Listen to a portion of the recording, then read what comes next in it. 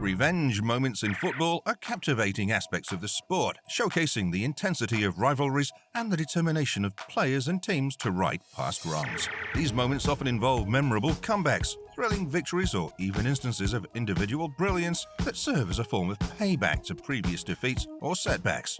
To start us off, we're going to talk about Samuel Eto'o, a footballer who's going to be remembered for ages to come. Number 1.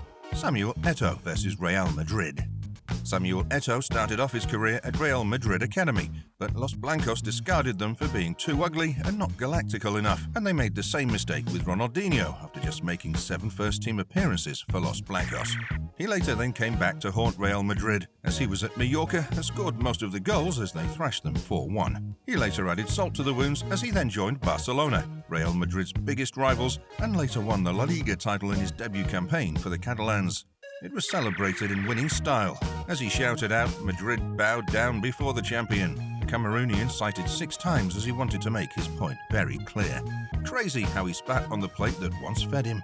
At number 2, we talk about a player who was not shy when it came to revenge. Number 2, Emmanuel Adebayor versus Arsenal.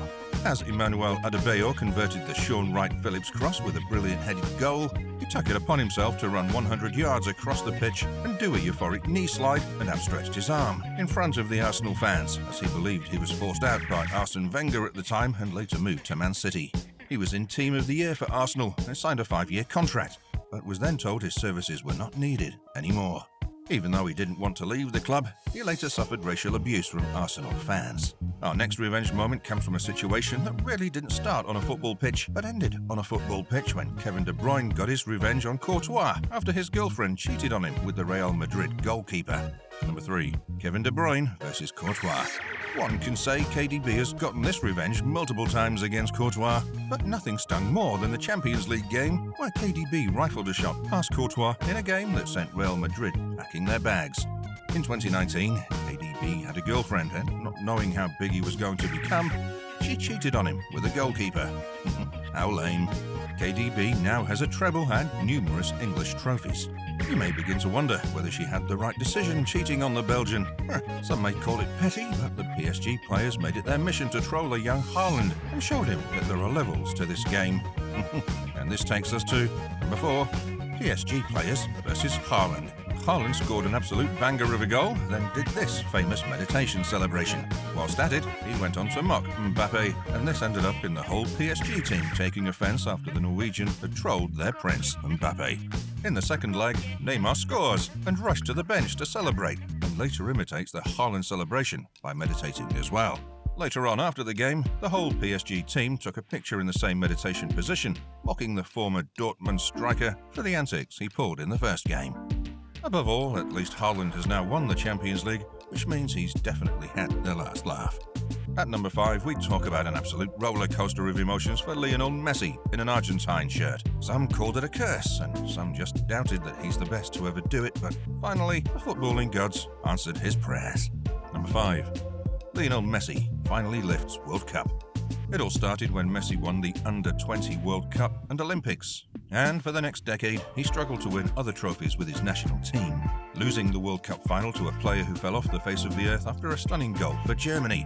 He also lost a Copa America final to Chile, which left him in tears, and decided to hang his boots for Argentina.